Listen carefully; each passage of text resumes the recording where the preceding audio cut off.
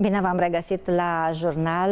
Vreau să vă mulțumesc pentru că de fiecare dată urmăriți această emisiune și nu doar că o urmăriți, ci ne transmiteți și feedback. Săptămâna trecută am primit un mesaj care mi-a umplut sufletul, mi l-a mângâiat și mi-a dat mult curaj. Cineva m-a întrebat de unde găsiți toate poveștile acestea extraordinare care sâmbătă de sâmbătă, vineri seară de vineri seară, tot timpul ne aduc mesaje frumoase și ne încurajează. Iar eu am un singur răspuns. Asta e, nu le caut și nu le aduc eu, ci Dumnezeu îi inspiră pe oameni să accepte invitația noastră de a-și deschide sufletul și de a vorbi despre relația lor cu Dumnezeu. Exact asta se va întâmpla și săptămâna aceasta.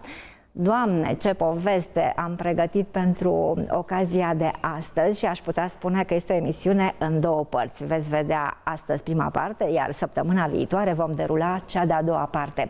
Familia pe care am invitat-o este din Târgu Mureș, se numește Bleneșii. Este vorba despre Tunde și Belo. Sunt doi oameni care au avut o experiență intensă cu Dumnezeu, în urma cărei experiențe s-a născut un centru de influență, un nume deosebit, într-un loc și în cadrul de asemenea deosebite. Pot să vă spun doar atât, că sunt oameni bogați, dar cu un suflet și mai bogat. Un suflet care s-a deschis înaintea lui Dumnezeu și în urma unor experiențe au decis că totul, dar absolut totul, este al lui Dumnezeu. Cum poate un om care deține o casă de $1.000.000 să spună lui Dumnezeu: aceasta este casa ta?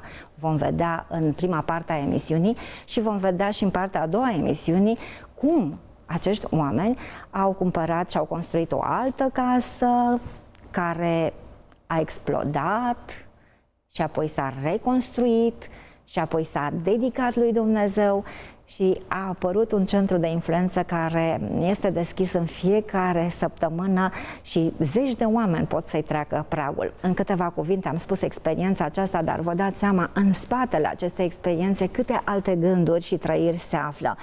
Vreau să vă mulțumesc pentru că sunteți astăzi la jurnal, Tunde și Belo Bleneșii. Noi vă mulțumim. Vă mulțumim pentru invitație. Doamne, ce poveste, ce poveste! Nici încerc să găsesc acele cuvinte care să redea cel mai bine experiența voastră și când am spus că sunteți oameni bogați și am atașat deja o cifră, îmi doresc din tot sufletul ca cei de acasă să vă vadă latura aceasta caldă și deosebit de determinată de a lucra pentru Dumnezeu, pentru că doar doi oameni atinși de Duhul lui Dumnezeu iau decizia pe care voi ați luat-o și cred că nu a fost o decizie ușoară și știu că în spate sunt extrem de multe experiențe și avem două emisiuni la dispoziție să le spunem. Așa cum am strecurat deja, în urmă cu câțiva ani dețineați o casă de $1.000.000 și aș vrea să-i rog pe colegii noștri să ne ofere această casă pentru că ea are o experiență, nu pentru că trebuie să stârnim nici invidie, mai ales că ea nici nu vă mai aparține în momentul de față. Deci ați vândut, oameni buni, o asemenea casă care se afla în centrul orașului Târgu Mureș, corect? Pe platoul Cornești, care este echivalentul la Beverly Hills în Los Angeles. Am înțeles. Zona cea mai frumoasă, pitorească. Avem aici o casă, așa arată o casă de $1.000.000 în România. De ce ați vândut-o? Trebuie să vă mărturisesc că am ajuns în faza în care am fost foarte mândru de ceea ce am realizat. Suntem doi tineri, am fost doi tineri simpli, care în 86 am părăsit România cu un vis. Am ajuns în Statele Unite și ne-am întors de acolo cu două fete după 7 ani, pentru că am considerat că este mai sănătos să crești copii în România. Și Dumnezeu ne-a răsplătit pentru această decizie îndrăzneață cu o afacere care ne-a pus-o practic în mână, fără ca noi să depunem niciun efort. Deci, în urma acestei afaceri, banii au sosit, am văzut casa Și acum o să spunem că această casă a fost vândută. De ce ați vândut-o? Doar pentru că la un moment dat era o ispită pentru voi. Trec un pic foarte repede peste povestea aceasta pentru că intenția este să luăm povestea așa cum s-a derulat ea de la bun început, dar pentru asta trebuie să înțelegem cheia, iar cheia se află în două case. Casa pe care am văzut-o, de $1.000.000 care a fost vândută, și încă o casă pe care vă rog să mi-o arătați acum, îi rog pe colegii noștri.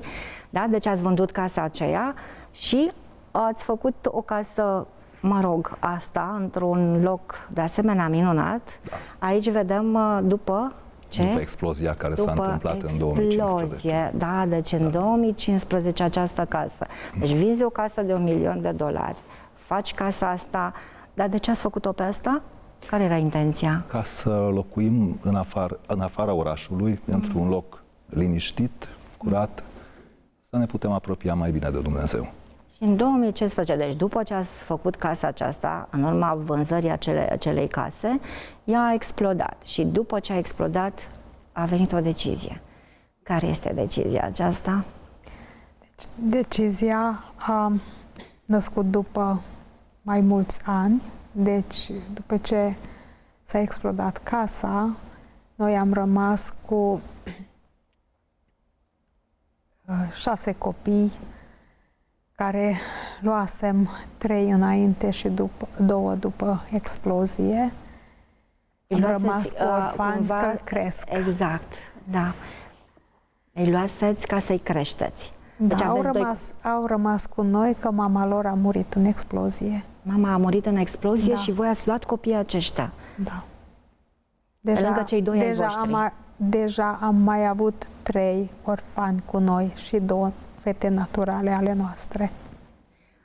Mai facem o dată calculul. 2 naturale ale voastre. Una înfiată pe numele nostru la 1 an și 8 luni și 3 copiluate din satul vecin, după ce ne-am mutat acolo și am construit casa, și în explozie au mai rămas 2 orfani. Și i-ați luat la voi. Deci 8 total. 8 copii. Deci voi creșteți 8 copii. Aici aș vrea să punem punct, pentru că vom reveni cu foarte multe detalii la tot ce am povestit. Cineva m-a întrebat, zice, măi, dar ce au pățit oamenii aceștia, ce experiențe extraordinare ca să ajungi la decizia de a da totul lui Dumnezeu și de a face toate lucrurile pentru Dumnezeu.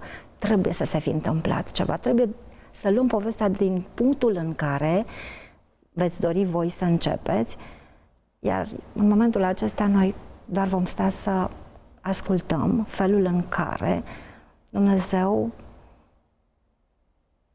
v-a atins inimile, a permis experiențe de genul acesta ca să înțelegeți, vom vedea ce. De unde luăm povestea? De unde începem? Cred că e mai bine să o începem cu începutul revenirii noastre în România, în 92, când toată lumea pleca. Noi ne-am hotărât că este mai bine să ne întoarcem în țară. Chiar și grănicerii au spus că voi v-ați pierdut mințile, dar nu vedeți exodul? Voi de ce veniți acasă? Și Dumnezeu, cum am spus, ne-a pus în mâna această afacere care ne-a asigurat un venit stabil, dar a fost cu foarte multă bătaie de cap.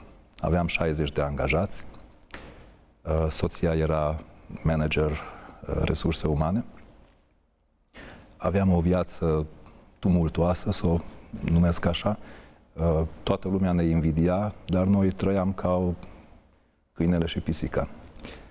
Căutam ajutor la psihiatru, am ajuns chiar în Statele Unite după ce am citit o carte care mi s-a părut interesant și am considerat că autorul ne-ar putea ajuta, am mers la el în Phoenix, Arizona, dar n-am primit un ajutor real. Cu ce scop ați mers mai exact? Era un pastor și psiholog și cartea pe care o citisem ne-a dat impresia că ne poate da o rezolvare la ceea ce trăiam noi. Eram la divorț. Exact. Erați într-un punct sensibil. Da. Erați Pe punctul de a divorța. Nu vedeam calea de ieșire din situație. Deci nu am vrut niciuna să ne divorțăm, dar n-am văzut calea de ieșire și căutasem peste tot. Din cauza stresului în situația aceea, soția a fost diagnozată cu lupus și cu depresie adâncă.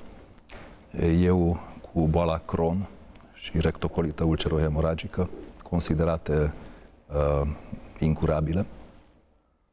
Și după multe rugăciuni și căutări am ajuns la hotărârea că o schimbare de mediu și a gândirii și scăpare de sub stres ar putea fi o rezolvare pentru toate problemele pe care le avem. Timp de 2 ani și jumătate am căutat un teren la munte, care cu ajutorul lui Dumnezeu l-am găsit în final, dar eram într-o situație că aveam bani investiți și nu aveam cash cu care să cumpărăm terenul. Noi niciodată nu am recurs la credite bancare. Am zis că dacă Domnul are un plan cu noi, El va veni cu resursele necesare. Și vânzarea casei acelea a fost o minune, pentru că după 2 ani și jumătate de căutări, am găsit terenul care Dumnezeu ne-a arătat că este pentru noi și este cel mai potrivit și ne-a ajutat să vindem casa pe care eu am considerat că va fi imposibil de vândut. De ce era imposibil de vândut? Pentru că era, cum să spun, o valoare care era ieșit din comun. Deci și când am cumpărat a fost cea mai scumpă casă în Târgu Mureș. A fost construită pentru fostul ambasador al României la Viena, pe timpul lui Ceaușescu, o casă reprezentativă. Am văzut imagini, poate mai revedem din câteva imagini. Când am hotărât că vrem să o vindem, vedeau agenții imobiliari afișul că e de vânzare cu numărul de telefon, veneau și listau casa, 4-5 agenții, dar niciunul n-a adus nici măcar un om interesat să vadă măcar casa, nu să ne întrebe cât vrem să luăm. Și când în sfârșit soția a spus că ok, vine bacalaureatul și logodna fiicei noastre mai mari și eu am să scot afișul că casa este de vânzare de pe casă. Dacă nu se vinde în acești 2 săptămâni, înseamnă că Dumnezeu are alte planuri pentru noi. Și noi niciodată nu forțăm mâna Domnului. Dacă vedem că ceva nu merge, considerăm că Domnul așa vrea. Și ne sună cineva, am fost la grădina zoologică, am văzut că e de vânzare, pot să mă uit. Zic, da, vedeți. Omul a venit, s-a uitat, zice, îmi place casa foarte mult, dar vreau să o cumpăr pentru fiica mea ca cadou de nuntă. Și trebuie să vină ea să vadă casa. Și a venit fata, s-a uitat, s-a îndrăgostit de casă și tata a început să mă întrebe câți metri pătrați, cât teren, făcea el calculele și zice, domnul Bleneș, să știți că din calculele mele cereți cu 100.000 de euro mai mult decât casa valorează. Și zic, da, domnule, uitați-vă din fereastra aceasta, se vede tot orașul, această priveliște valorează 100.000 de euro. A râs și a zis, da, dar ca eu să fiu mulțumit așa că n-am făcut o afacere proastă, hai să ne înțelegem. Dacă găsiți pe cineva să ofere acest preț, să fiu eu totuși primul care să cumpăr casa. Acum, dacă în atâtea luni n-am avut niciun potențial cumpărător, ca în 2 săptămâni să-ți vină încă unul, era ceva de neînchipuit. Și trec câteva zile și se oprește un Jaguar în fața casei, mă sună cineva, zice, e de vânzare casa? Da. Intră, da, îmi place, când putem să semnăm actele? Wow! Și zic că nu este o problemă, a fost cineva care a văzut ce am făcut această înțelegere, dați-mi voie să-l sun. L-am sunat și zice, chiar? Foarte bine, vine atunci și semnăm actele așa cum doriți dumneavoastră. Și așa am reușit să vindem casa care 2 tineri plecați din România cu $200 în 86. Am reușit cu ajutorul lui Dumnezeu să-l obținem în 2007, după 20 de ani. Și nu m-am considerat niciodată bogat, dar totuși când mă opream în fața casei, trebuia să mă uit când cobor din mașină, cine mă vede, unde intru. Și am zis, Doamne, asta e mândrie. Așa nu pot să trăiesc ca un creștin. Trebuie să fac ceva să-mi simplific viața și să mă umilesc. Și Domnul ne-a reușit să scap de casa aceasta care a devenit o povară din punct de vedere spiritual pentru mine și să ne dea acel teren pe care am construit o casă pentru noi, pentru familia noastră. Era o povară sufletească acea casă numai pentru soțul sau și pentru dumneavoastră? Sau era o casă pe care vă plăcea, până la urmă v-ați pus amprenta, v-ați armonizat în ideea aceasta de a vinde o asemenea casă? Am înțeles motivația soțului. Trebuie să înțelegeți că în 38 de ani de căsătorie, noi ne-am mutat de 36 de ori. Wow! Așa că nicio casă deja nu mi era pentru mine, asta e casa mea. Deci în toate m-am simțit bine, deci am aranjat așa să fie cum mi-a plăcut mie, dar nu pot să spun că eu am avut o problemă să-l vând casa aceea. Deci nu a fost pentru mine o povară, o greutate, nici la copii. Deci nici fetele mele naturali, atunci am înfiat-o pe cea mică, a treia fetiță, dar ea era încă micuță. Fetele au spus că ne simțim ca la hotel, nu este o casă de familie, zice, pentru o familie. Deci nu pot să spun că am stat în casă numai 3 ani, așa că... Doar 3 ani ați stat în casa asta fabuloasă. Da. După care ați cumpărat terenul cu casa a doua, cu casa a doua care face parte din povestea aceasta, cu gândul că, ducându-vă acolo, veți trăi în natură și poate și problemele se vor rezolva, sau cum era situația în familie? Problema căsniciei a început să se rezolve atunci când am ieșit din oraș.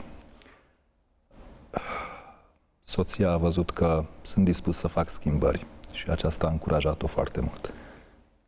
Și cu ajutorul Domnului am găsit și pe cineva care să ne dea o mână de ajutor și dorim să folosim această experiență pe care am avut-o ca să ajutăm și noi pe alții la rândul nostru. Am construit casa pentru familia noastră, deci aveam fetița mai mică, naturală, și cea adoptată cu noi la ora aceea, pentru că fata mare era căsătorită deja. Și ne trebuia o casă în care să ne simțim bine. Dar la puțin timp a venit un pastor la Herghelia, la școala misionară, să predea acolo 2 materii. L-am invitat la masă. Se uită în jur, zice: Bela, ce casă liniștită, ce anturaj plăcut. Vreau să scriu o carte, pot să rămân la voi până o scriu? Zic: poți să stai cât dorești. Și a stat omul 3 ani și jumătate. Când am văzut că vine iarna și căsuța de lemn în care noi stăteam până construiam casa mare nu o să fie bună pentru el în timpul iernii, am făcut un apartament deasupra garajului, acela care l-ați văzut explodat după aceea. Și acela a devenit casa de sus a profetului. A profetului. Ca în Biblie. Când fetele au văzut că se conturează o locuință cochetă, frumoasă, liniștită, ele locuiau în Târgu Mureș, zic: așa ne-am săturat de tumultul orașului, n-am putea să vin și eu la voi. Zic: hai că mai avem loc în pod, facem ceva și pentru voi. Am făcut încă un apartament, încă nu era gata și cealaltă fată zice, tată, putem să venim și noi la voi. Da, hai să construim încă. Și așa am ajuns că la ora actuală avem 600 de metri pătrați de spațiu de casă. 600 de metri de casă. Am înțeles. Bine, acum aveți, dar înainte să aveți, trebuie să fi sărit... Am sărit momentul exploziei. Trebuie să spunem momentul exploziei. Da. Deci, ieșind în natură și simplificându-mi viața și scăpând de stres, am scăpat și de boală. De boala Crohn și rectocolită. Soția n-a mai avut lupus, a scăpat de depresie. Și am zis că trebuie să ajut și pe alții să facă acest lucru. M-am înscris la facultate. Am făcut un an de medicină. Din păcate, la sfârșitul semestrelor, ambele examene au fost puse pe sabat și conștiința cumva nu m-a lăsat să dau un examen atât de important pe zi de sabat. Și din cauza stresului mi-a reapărut boala. Asta mi se pare mie interesant. Deci vă duceți în natură, vă vindecați, o să povestim puțin și despre subiectul acesta și apoi, practic, reintroduceți stresul sub o formă, se pare că sunteți dependent de acțiuni stresoare, dar imediat luați deciziile de a vă reîntoarce pe drumul pe care până la urmă Dumnezeu vi l-a deschis în acest cadru. Haideți să mai arătăm fotografia cu casa care a explodat, pentru cei care poate n-au văzut și n-au prins prima parte a emisiunii. Este un cadru natural, se vede frumos, căsuța arată frumos, se vede că ar fi arătat frumos aici, deja este un dezastru, pentru că ea a explodat. De ce a explodat? Cum s-a întâmplat accidentul acesta? Deci pot să adaug eu ceva aici? Da. Deci explozia casei a fost răspuns la rugăciunea mea. Și asta știi foarte clar, deci mai clar nu se poate. Ce v-ați rugat? Deci eu m-am rugat în felul următor. Zic, Doamne, ajută-ne, mai ales pe soțul meu, să ia lucrurile mai în adânc, sufletesc cu tine, deci umblarea cu tine. Și încă mă rugam, eram pe genunchi și un gând apare în mintea mea, ești de acord și dacă pierzi casa? M-am speriat, deci m-am îngrozit de gând. Nu știam de unde vine, nu știam asta. Eu mi-am închipuit sau de unde vine gândul acesta. Și zic, Doamne, eu nu mă cunosc, nu știu. Dar dacă Tu dai putere și dacă Tu crezi că asta ajută, fie să voia Ta. Și m-am ridicat într-o lună. Vedeți ce s-a întâmplat în casă. Pur și simplu. A explodat o casă care... A explodat o butelie de propan în pivniță. S-a distrus 60% din casă și a murit prietena soției mele. A urmat un proces pentru că butelia nu era omologată. Am luat 2 ani de pușcărie cu suspendare pentru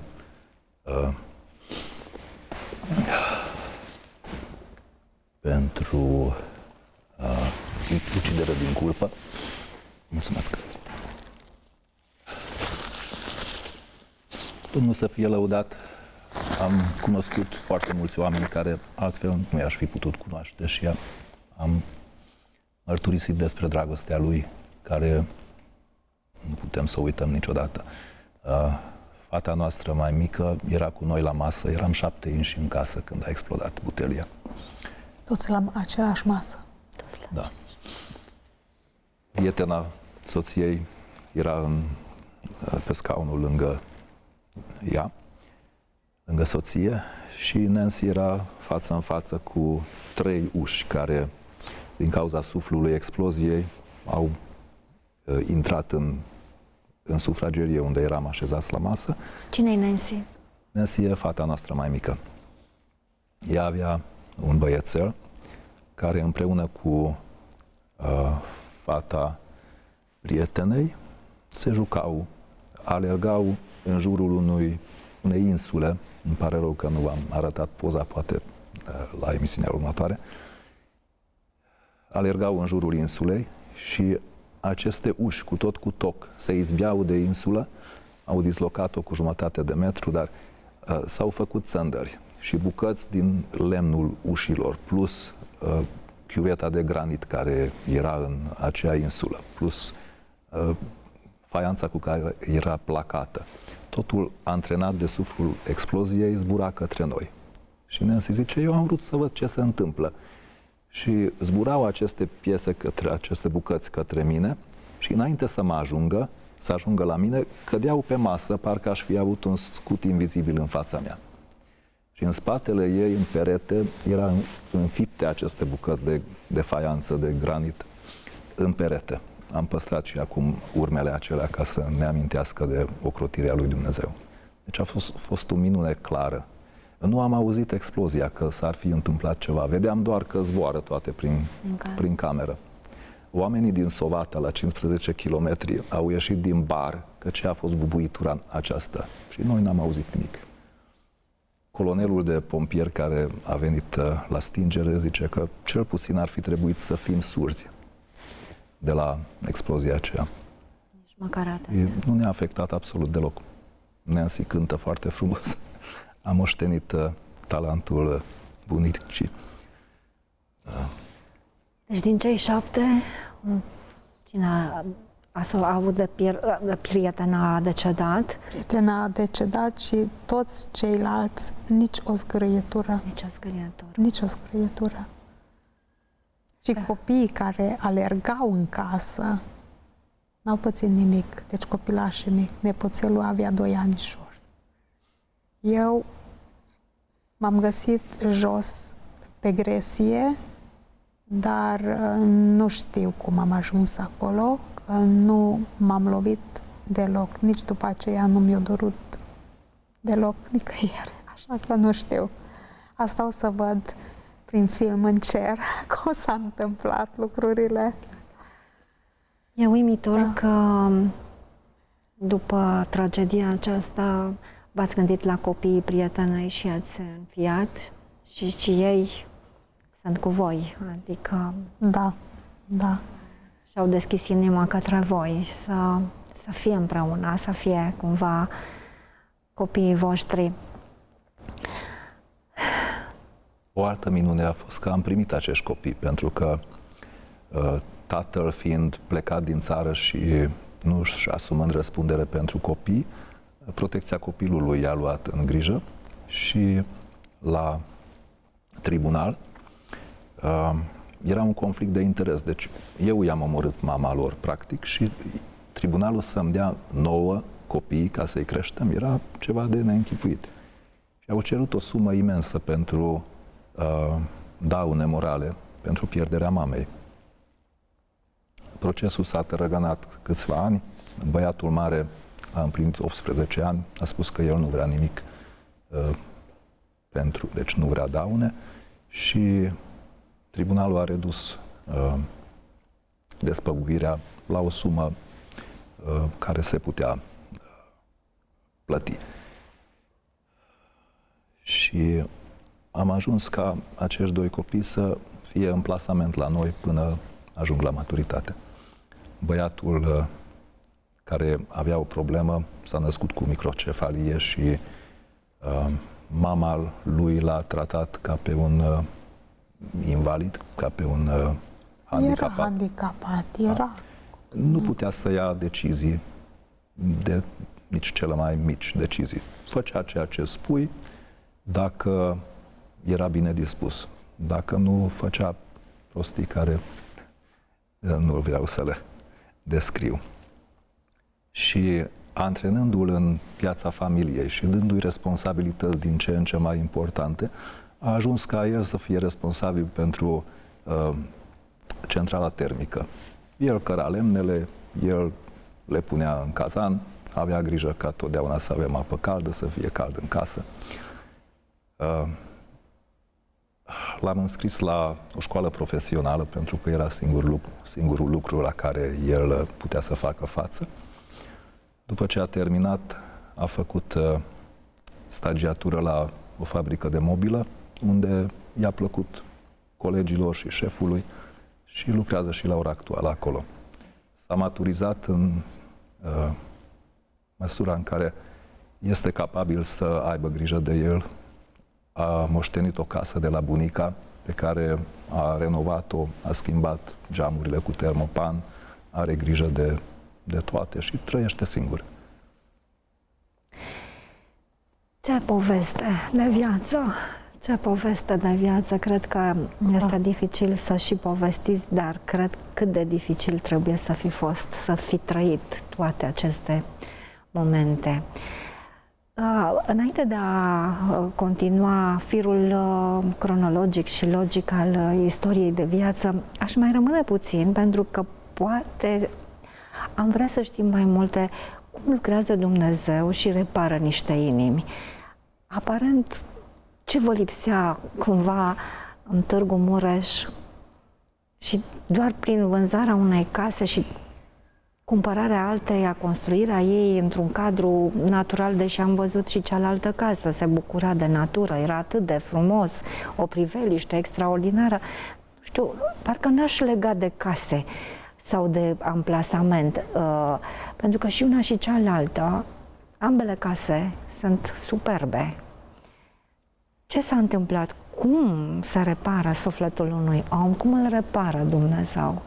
S-a folosit de un mediu, cum este natura, sau de ce s-a folosit? Sau voi ați făcut să funcționeze altfel lucrurile?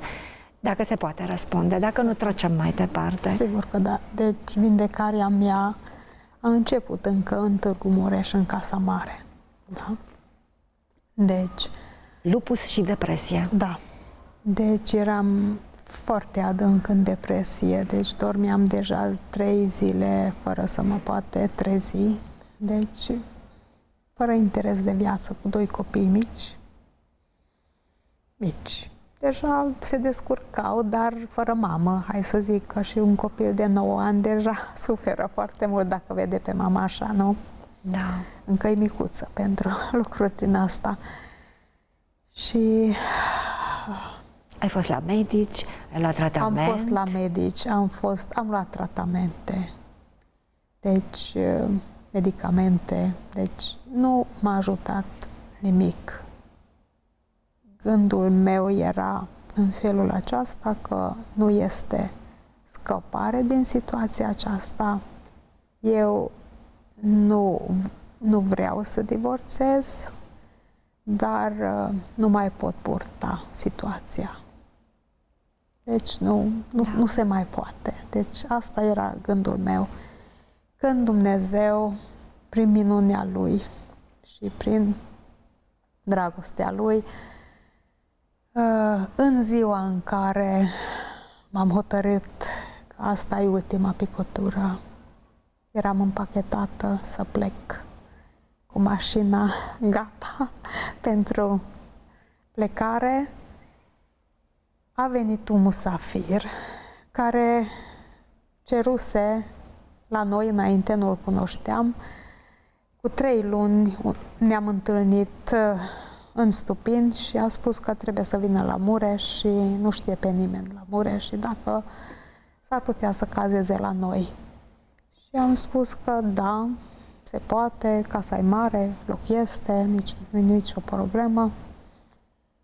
Și așa să spun că Dumnezeu știe de la bun început fiecare clipă a vieții noastre. Și să trimită chiar în clipa potrivită, eu așa zic. Vine musafirul, eu aveam masa pregătită, camera pregătită, mâncarea pregătită în frigider și am spus așa, aștept până când sosește, dau mâncare, îl cazez și las cu Bela și copiii las acasă și eu am plecat, că nu mai suport situația. Omul nu-i de vină, îi cazez, o să fiu drăguță cu el și gata. Aici s-a terminat și am plecat. Și musafirul sosește, masa e pusă pentru 2 persoane și imediat simte că ceva nu e în regulă în casă. întreabă pe Bela ce se întâmplă. Spune, ce ai spus? I-am spus că soția vrea să mă părăsească și m-a întrebat dacă îi dau voie să stea de vorbă cu ea. Zic, poți să încerci, dar nu cred că ai vreo șansă. Eu am încercat. Și vine sus la etaj și bate la ușă. Și numai acum mi-am realizat, după atâția ani, că același Approach. Același abordare a avut el cu mine ca și Iisus cu femeia la fântână. Deci vine cu o cerere, o rugăminte spre tine. Și a sunat așa: uite, eu trebuie să țin în seara asta predica. De câți ani sunteți voi căsătoriți? Și zic eu, 20. Și nu ai face și tu să vii cu noi până la biserică. Acum 2 ore în plus sau minus contează așa de mult. Eu nu spun când e ultima picătură. Știu, am fost pe acolo, am trecut pe acolo, te înțeleg. Dar pentru mine așa să fii un suport acolo în biserică, să vii cu mine, că am trecut pe acolo și atunci și eu simt același lucru și să am și eu curaj să vorbesc mai despre experiența mea. Și zic eu, în mintea mea așa, viața mea nu mai contează, dar, Doamne, lucrarea Ta nu vreau să stric. Asta e clar în mintea mea. Acum 2 ore în plus sau minus nu contează, hai că mergem la biserică toți.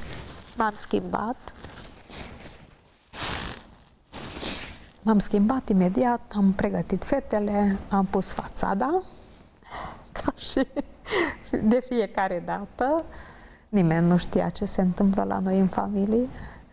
Deci, sâmbetul, fațada pusă, cu fetele în mână, la biserică, cu toții.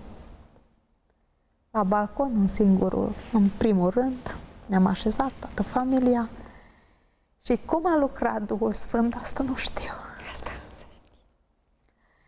Dar am ieșit afară din biserică, că eu nu divorțez niciodată. Și apoi ați luat decizia și ai intervenit vânzarea aceea spectaculoasă a casei. Da. Și v-ați dus în locul acela care se numește Grindari, nu? Grindari. Casa am văzut-o, da? Deci Grindari se numește. Este între Târgu Mureș și Sovata.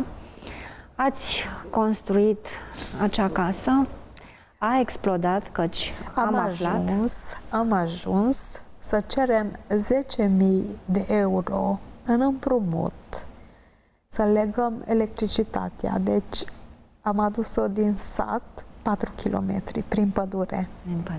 Și toți banii am cheltuit și am mai cerut 10.000 de euro în împrumut, când în ziua exploziei să nu ai niciun ban și să mai ai datorii. 10.000 de euro. Și casa se duce în aer așa încât să nu mai poți sta în nicio cameră. Este așa de greu de asimilat momentul acesta, pentru că mi-ați spus, ați avut boli și unul și celălalt. Ajungând în casa asta, părea că totul nu că părea, medicii au spus. Deci căsătoria se reparase, sănătatea se instalase, toate lucrurile au perfecte și bum, sare în aer casa. Ce să înțelegi din Dumnezeu? Deci ce să înțelegi? Eu devenisem din nou mândru de ce am realizat. Asta era? Asta era. Și soția a văzut acest lucru și a spus că noi degeaba am vândut la Târgu Mureș dacă tu ești tot cu aceeași idee. și se ruga ca Domnul să facă ceva. Mi-a spus rugăciunea aceea Exact. și la o lună de zile s-a Și întâmplat.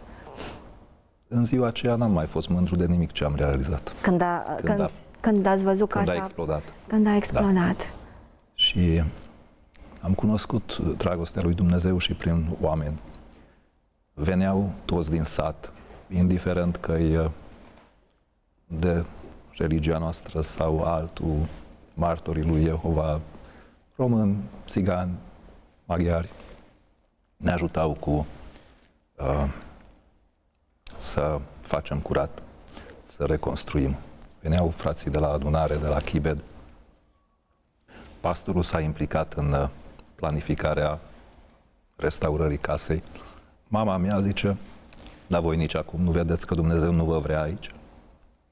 Am zis, dacă n-ar fi vrut să venim aici, n-ar fi aranjat lucrurile așa ca să cumpărăm și să construim aici. El are un plan.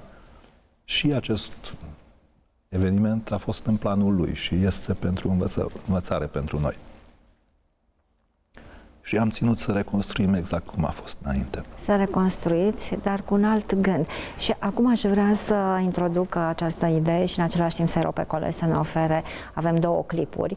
În momentul de față, casa este nu doar reconstruită, arată și are o destinație diferită. 600 de metri pătrați are casa, nu? Da.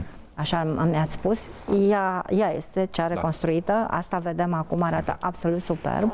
Diferența este că aceasta nu mai este casa voastră, pentru că ați luat decizia de a face un centru de influență pe căruia i-ați și dat un titlu atât de interesant, un loc al eliberării. De ce un loc al eliberării? Trebuie să fie o poveste aici. Da, pe ungurește sună Menedékhely, un loc de eliberare. De refugiu. De refugiu. Un loc de refugiu pe ungurește, așa sună, dar înseamnă o eliberare. Când nu mai poți, când ești așa de sub povoară, deci nu mai vezi o cale de ieșire. Deci vii cu poverile tale și prin gândirea noastră să realizăm că este un alt fel de a aborda lucrurile și alt fel de a vedea viața. Deci noi avem nevoie de o alifie pe ochi, da? Un ochelar prin care vedem ca Iisus, vedem ca Dumnezeu lucrurile. Nu mai cântărim evenimentele după ochii noștri. Deci renunțăm la gândirea noastră și prin credință vedem altfel lucrurile. Deci, la momentul la care noi vorbim, casa aceea care a explodat și apoi a fost refăcută, a devenit un centru de influență care se numește un loc al eliberării. Da. Iată, vedem chiar din dronă filmarea, într-un cadru absolut minunat. Dar eu am o întrebare. Deci, după ce ați reconstruit, ați dedicat această casă cu ușurința lui Dumnezeu, pentru că până la urmă asta era casa voastră. N-a fost momentul încă. A trecut ani după acesta. La un an. Deci ați construit... Nu, mai mulți ani. Deci a fost asta în 2015. Da, în 2015 a fost explozia. Explozia. Într-un an, deja în mai anul acela, ne-am și mutat înapoi în casă. Am primit încă 2 copii, deci aveam 3 și am mai primit încă 2. Așa că cu 5 copii ne-am mutat iarăși înapoi în casă și încercări după încercări. Fetița mea adoptată. Foarte greu am reușit să ne înțeleg cu ea, dar Dar despre asta o să povestim în săptămâna viitoare. Încă o dată întreb, nu contează în cât timp ați luat decizia. Aici vedem, aveți solari ca să vă hrăniți sănătos și de asemenea voi în fiecare săptămână primiți, pentru că sunteți iubitori de musafiri, acei oameni care caută pacea sufletului. Au nevoie de un loc de refugiu, de eliberare. Am afișat și un număr de contact 0752 580 611, deci dacă ești cu sufletul greu, dacă pur și simplu nu te-a mai alintat nimeni în ultimul timp, dacă ai nevoie să simți inimi calde, dacă vrei să încerci să vezi cum e să fii musafir și alți oameni să fie în jurul tău și să îți ofere nu doar niște servicii, o mâncare, o cazare, ci ceva din sufletul lor și din povestea lor, pentru că ei sunt acolo, atunci puteți să le fiți musafiri, pentru că ei vă vor fi gazde bune. 0752 pentru telespectatorii, ascultătorii noștri de la Radio Vocea Speranței, spun 0752 580 611 este numărul de telefon la care răspunde un loc al eliberării, un centru de influență, dacă ai nevoie de un loc în care să îți aduni gândurile și să recâștigi pacea pe care poate ai pierdut-o sau n-ai avut-o. Și desigur să-i întâlnești și să poți vorbi și să-ți poată spune poate chiar mai mult decât au putut să o facă în emisiunea de astăzi. Mă reîntorc. Deci ai o casă, în sfârșit, cu copii pe care natural și înfiați sau adoptați sau aduși în diverse moduri, pentru că inima voastră e largă și trebuie să iubească și Dumnezeu așa a hotărât și voi ați înțeles asta. Totuși, de aici până ați da casa ca să fie ceea ce am văzut noi, e o cale lungă. A fost ușoară decizia aceasta? Nu, pentru mine a durat un an de zile, luptă tare, tras cu Dumnezeu. Dar înainte aș relua un pic. Copiii n-am vrut să iau. 3 copii deodată din sat. Deci, tot o luptă cu Domnul. N-am avut liniște până când nu m-am cedat. Nu m-am dat inima Domnului. Și pas cu pas, Dumnezeu te duce în niște puncte în viață unde te cheamă un pic mai înalt, o treaptă mai înaltă. Deci, hai să zic, o experiență mai adâncă cu el. A cui a fost ideea centrului de influență? Să transforme casa în centru de influență. A cui a fost ideea? Păi, trebuie să spun că eu sunt care luasem decizii așa mai mari în căsătorie și vânzări și cumpărări așa de imobile și Domnul a pus-o pe inima mea să... Deci am văzut o echipă, eram noi într-o echipă în care am văzut că acolo unde suntem și unde am lucrat toți împreună într-un alt proiect, era toți cu inima plină pentru Domnul și fără legături materiale. Bun, înțeleg că a fost ideea, a încolțit ideea centrului în mintea soției, adică i-a încolțit, da, i-a trebuit un an ca să accepte, timp în care dumneavoastră... Deci decizia s-a luat destul de repede, pentru că eram implicați într-un proiect care a eșuat din cauza că nu ne-am înțeles la niște principii. Și văzând acești oameni atât de dedicați, am spus că ar fi o mare pierdere pentru lucrarea lui Dumnezeu să se împrăștie înapoi în țară de unde au venit, că toți erau din alte locuri. Și soția, după multe rugăciuni, și-a luat curajul și l-a sunat pe Lucian. Ați fost de acord, mai avem 20 de secunde din emisiune, ați fost de acord cu ideea aceasta? Da, dacă Domnul vrea, El ne-a dat casa, El ni l-a luat, El ni l-a dat înapoi și am vrut să-i dăm noi, pentru lucrarea Lui, totul. Avem nevoie de o concluzie pentru prima parte a emisiunii, pentru că săptămâna următoare vom avea o a doua parte a emisiunii. Oare care să fie concluzia despre Dumnezeu, al vostru cu care l-ați?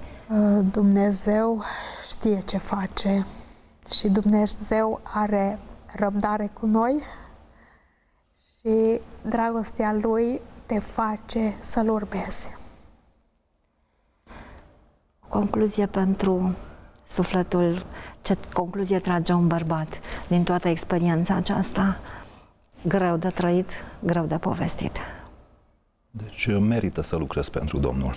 Dacă poți să conștientizezi că totul se întâmplă cu un scop și nu la voia întâmplării. Dacă îți vezi pe firul vieții cum a pregătit Dumnezeu toate evenimentele ca să ajungi în momentul respectiv, nu poți decât să accepti chemarea și să spui, Doamne, vreau să lucrez pentru Tine. Dragii mei, vă mulțumesc pentru că ați venit aici și ați povestit cu noi despre viața voastră, despre relația voastră cu Dumnezeu, despre felul în care El v-a condus. Sunteți atât de curajoși și de frumoși și inima mea este străpunsă, efectiv, de tot ceea ce mi-ați povestit. Așa cum spuneam, wow, ce poveste rară mi este dat să aud așa ceva, însă doar până săptămâna viitoare, când facem din nou o emisiune pentru slava lui Dumnezeu. Dragii mei, aici se încheie emisiunea de astăzi. Nu sunt prea multe cuvinte de spus, pentru că sunt multe sentimente de trăit. Când ești lângă Dumnezeu, n-ai cum să rătăcești cărarea. Și dacă ai rătăcit-o, oamenii aceștia pe care pur și simplu îi iubesc pentru sinceritate, ne-au spus că există o cale. Ai rătăcit-o, poți să o regăsești. Și dacă te-ai și îmbolnăvit, pentru că stresul pur și simplu te macină, și aici ei ne-au spus că au găsit o soluție, validată chiar de medici. Ce Dumnezeu minunat și ce frumos este când oamenii care ajung să-L cunoască pe Dumnezeu sub forma aceasta vor o trăire diferită, intensă, de o altă natură. O natură, aș zice eu, divină. Însă umanul nu se pierde. Oricum, săptămâna viitoare despre o astfel de trăire vom vorbi. Pentru că ceea ce urmează este o viață trăită lângă Dumnezeu, când totul se dăruiește și totul este totul pentru Dumnezeu și oameni, este de asemenea o poveste de aflat. Toate bune vă doresc!